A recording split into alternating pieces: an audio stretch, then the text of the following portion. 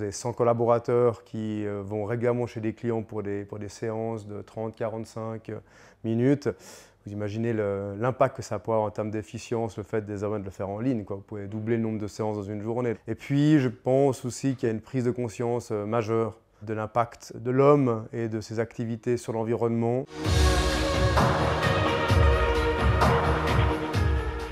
Nous, ce qu'on a voulu en créant Loico, c'est que chaque collaborateur, qu'on appelle des Loicomates chez nous, puisse être des entrepreneurs. Donc quand on a créé Loico, on s'est dit, bon, allez, on veut que les gens soient complètement libres.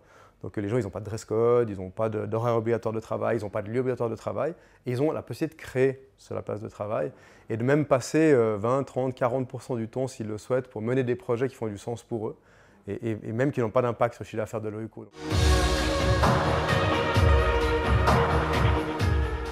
Il faut être direct, clair, il faut que le système soit explicite, bien plus explicite que dans la hiérarchie traditionnelle, où en fait quand on ne sait pas, on va voir son chef, voilà, puis ça s'arrête là.